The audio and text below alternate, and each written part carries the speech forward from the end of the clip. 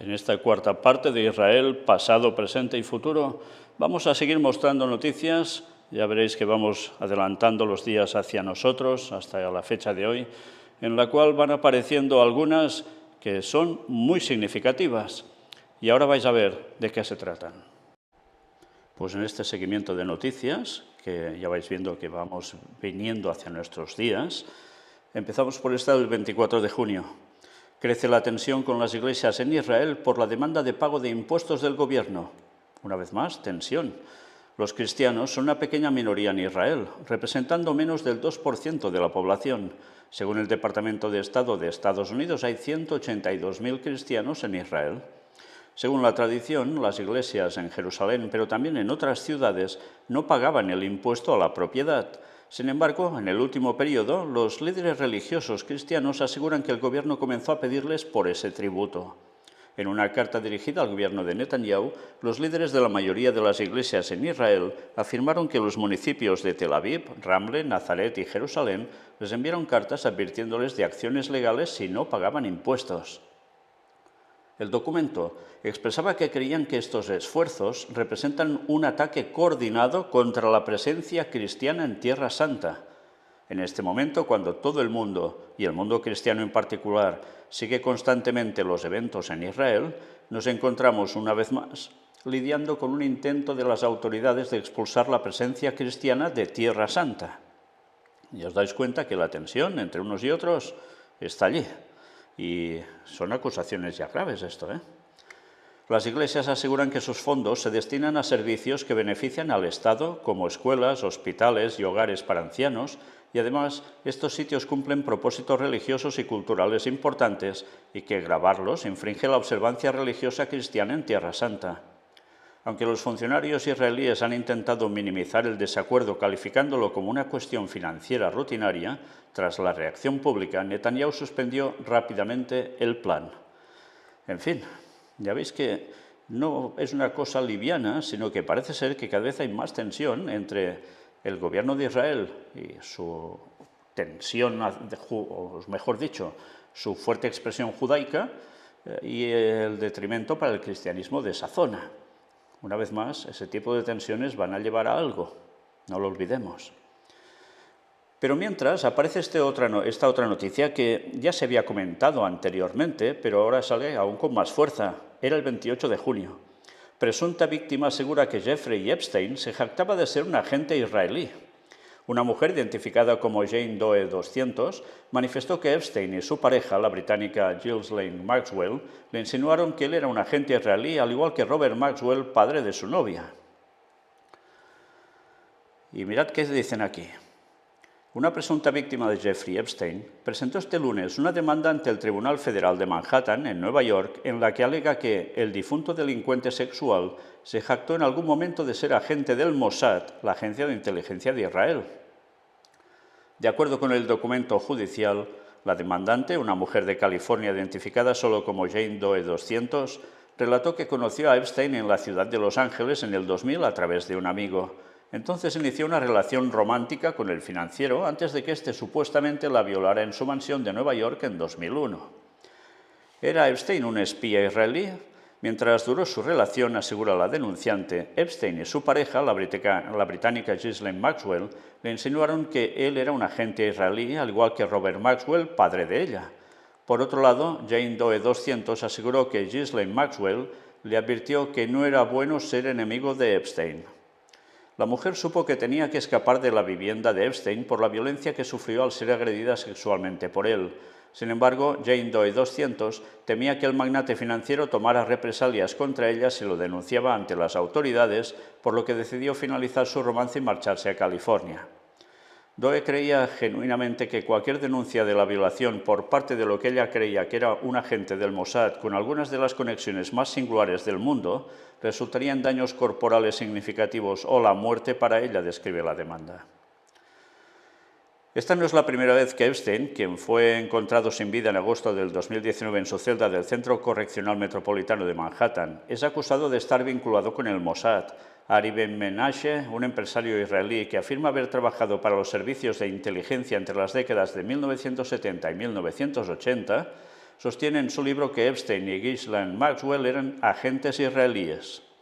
El exespía israelí apuntó que la pareja dirigió la operación Trampa de Miel, que consistía en proporcionar niñas a políticos para que mantuvieran relaciones sexuales con ellas en un intento de chantajearlos a cambio de información para el Mossad.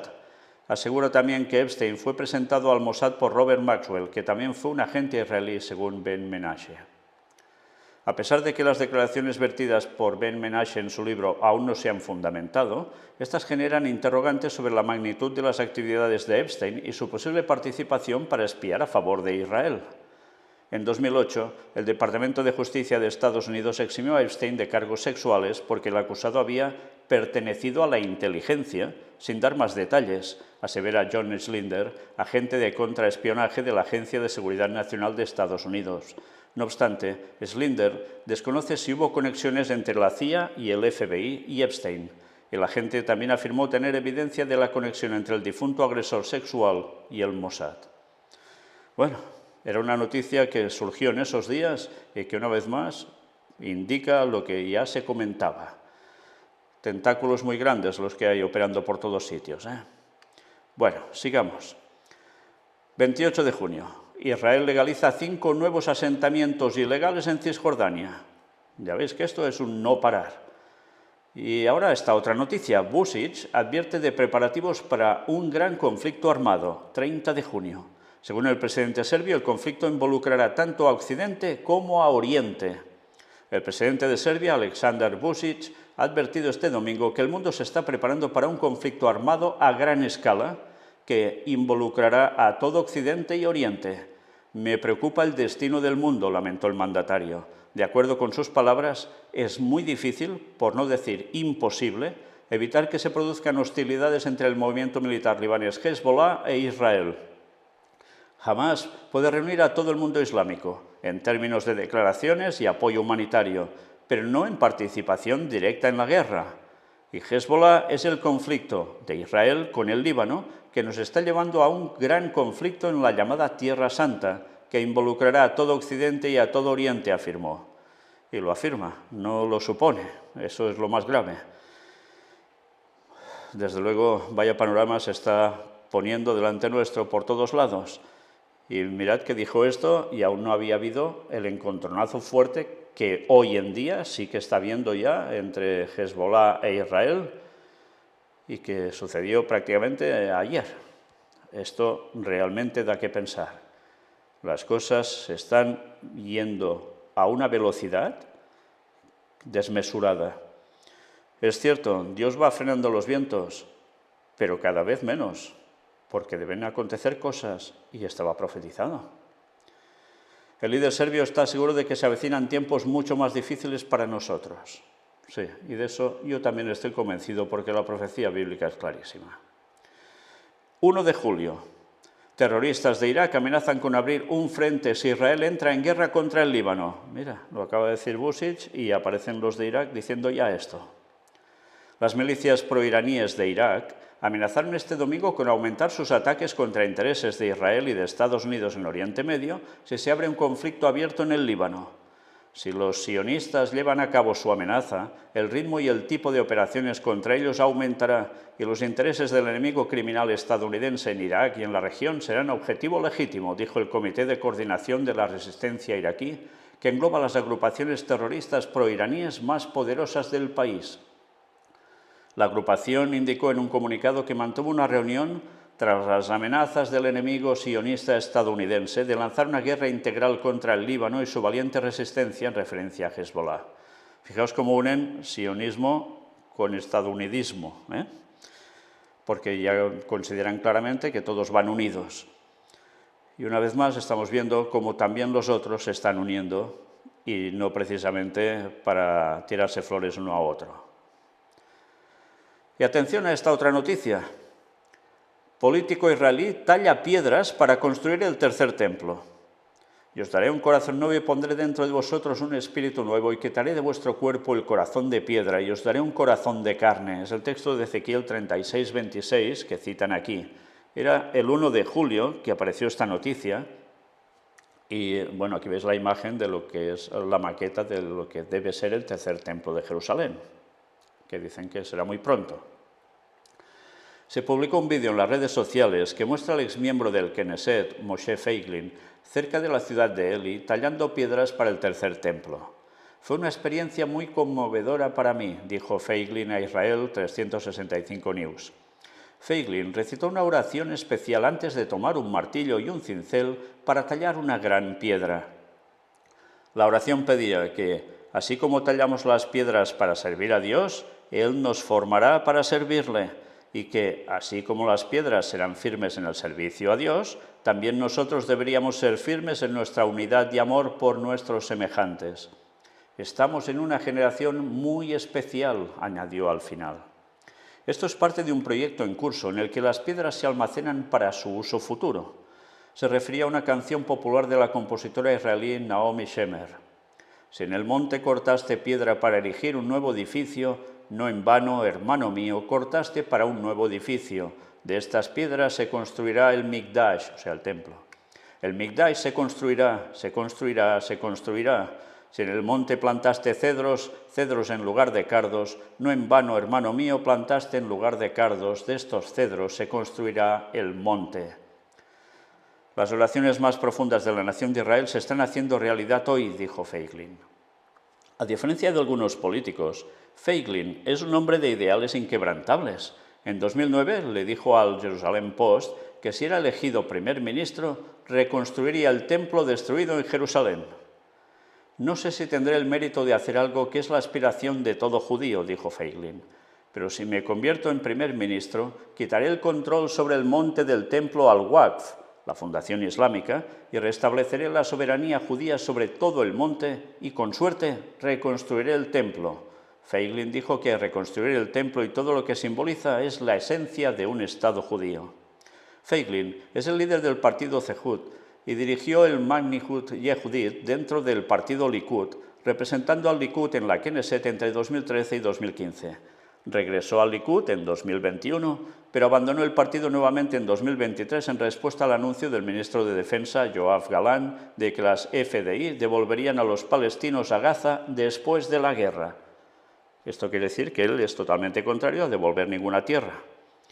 Y esto también quiere decir que tiene muy claro que hay un objetivo que hay que hacer y es reconstruir el tercer templo de Jerusalén, quitándole de en medio el poder a quien esté por allí, de un modo clarísimo. Sí, y hace años presentamos temas sobre el tercer templo de Jerusalén, como había declaraciones de hace ya muchos años que lo tenían todo preparado para ser construido en un periquete, pero aún parece ser que deben faltar algunas piedras. Porque mira por dónde hay este grupo y este señor participando de ello, cantando y cortando piedras. Bueno, desde luego todo esto va muy deprisa y sí, ese objetivo está ahí y es el problema del conflicto en la región. Y aún tanta gente no sabe qué es por eso en verdad. Y aquí tenéis el vídeo donde lo veréis tallando piedras para construir el tercer templo. Pues ya lo habéis visto. Vaya faenón, pero siguen haciendo esto y no lo hacen en el lugar de la construcción donde debe ir el tercer templo, porque al igual que antaño no se debería oír ningún golpe de martillo ni cincel. Todo esto se haría fuera, pues es lo que están haciendo. Evidentemente tampoco lo podrían hacer ahora allí, porque la que se liaría de inmediato sería brutal. Pero todo tiene su tiempo para que ese momento de que esas piedras y otras sean puestas para edificar ese tercer templo de Jerusalén. Imaginaos todo lo que se viene encima en toda esa región con afectación mundial, precisamente por esto, porque hay el propósito satánico de que eso se levante para que aparezca un Mesías, que será el mismo Satanás haciéndose pasar por Jesús, para dominar el mundo entero contra el pueblo de Dios. Y todos estarán unidos con ese falso Mesías, que hará sus milagros, que hablará 1001 bondades, pero eso sí, irá contra la ley de Dios, pisoteando el santo sábado. Bueno, tiempo al tiempo, pero cada vez queda menos. 3 de julio. No se puede excluir una guerra atómica en Oriente Medio, dice el director de la OIEA. Casi nada, ¿eh? Hablan hasta de esto, de guerra atómica, conflicto nuclear. El 3 de julio también aparece esta otra noticia. Israel aprueba la mayor confiscación de tierras palestinas en Cisjordania en 30 años. Ante la ley israelí, las tierras dejaron de considerarse propiedad privada de los palestinos, a quienes se les prohíbe utilizarlas. Bueno, el señor de las piedras que hemos visto antes dimitió porque decían de devolver tierras y ahora ya eso es historia. Aquí no van a devolver nada. Al menos es lo que están diciendo ya, ¿no? Y atención a esta otra noticia, también de un medio católico, que vuelve a hacer incidencia en lo que ya vimos en anteriores partes de esta serie de conferencias. Embajada israelí ataca a líderes católicos de Tierra Santa por comentarios sobre masacre en Gaza. No los ataca físicamente, pero sí, veréis de qué modo. Era el 4 de julio. Este no es el primer enfrentamiento entre la Embajada de Israel y líderes católicos por declaraciones sobre el conflicto. En un enérgico reproche, la Embajada de Israel ante la Santa Sede ha condenado una reciente declaración de líderes católicos de Tierra Santa en la que se sugería que las actuales acciones militares de Israel en Gaza no cumplen los criterios de una guerra justa. El 30 de junio, la Comisión de Tierra Santa para la Justicia y la Paz, bajo los auspicios de la Asamblea de Ordinarios Católicos de Tierra Santa, hizo pública una declaración en la que cuestionaba la proporcionalidad y la justicia de las acciones de Israel en Gaza. La comisión, dirigida por el cardenal Pierbattista Pizzaballa, patriarca latino de Jerusalén, destacó el elevado número de víctimas civiles como prueba de la conducta injusta de Israel. Como católicos en Tierra Santa que compartimos la visión del Papa Francisco de un mundo en paz, estamos consternados por el hecho de que actores políticos en Israel y en el extranjero estén utilizando la teoría de la guerra justa para legitimar la violencia en curso en Gaza, rezaba el comunicado. Esta teoría se está utilizando indebidamente para justificar la matanza de decenas de miles de personas, nuestros amigos y nuestros vecinos. La declaración argumentaba que no se habían explorado plenamente las vías diplomáticas antes de recurrir a la fuerza militar y criticaba el razonamiento de que la prolongación del conflicto podría salvar futuras vidas israelíes a expensas de las actuales vidas palestinas. Dar prioridad a una hipotética seguridad futura sobre las vidas de seres humanos vivos que son asesinados cada día es inaceptable, afirmaron los dirigentes. En respuesta, la Embajada israelí en el Vaticano emitió una declaración el 2 de julio denunciando las observaciones de la Comisión como pretextos religiosos y trucos lingüísticos que socavan de hecho el derecho de Israel a la autodefensa. La embajada subrayó que el objetivo de Israel desde el inicio del conflicto era acabar con el control de Hamás sobre Gaza y evitar futuras atrocidades similares a las cometidas el 7 de octubre de 2023. La respuesta de la embajada también cuestionó la descripción del conflicto como la guerra de Gaza y rechazó las afirmaciones de violencia desproporcionada, calificando tales críticas de falsa simetría que refleja parcialidad y una unilateralidad. Subrayaron el peligro que suponen los militantes de Hamás incrustados en zonas civiles, lo que complica la situación de los no combatientes. Bueno, ya estáis viendo que hay toda una situación tensa a nivel religioso también. No es solo una cuestión de lo que pasa entre cuestiones militares o, ya veis, de resistencia por parte de unos. La cosa es también por detrás, cómo no, la cuestión religiosa. Y esa cuestión religiosa seguirá y estallará del todo. Y en las próximas partes de esta serie de conferencias, que si Dios quiere ya queda poco, vamos a ver, sí, las últimas noticias que van surgiendo al respecto, pero cómo todo se va confirmando que realmente vaya situación espera a Medio Oriente, a Israel, pero también a los países colindantes y a los que también estamos lejos de ahí, y a otros que aún están más lejos, porque esto afectará a todo el mundo. Tiempo al tiempo, pero como os digo, cada vez queda menos. Maranata 2031. Dios os bendiga.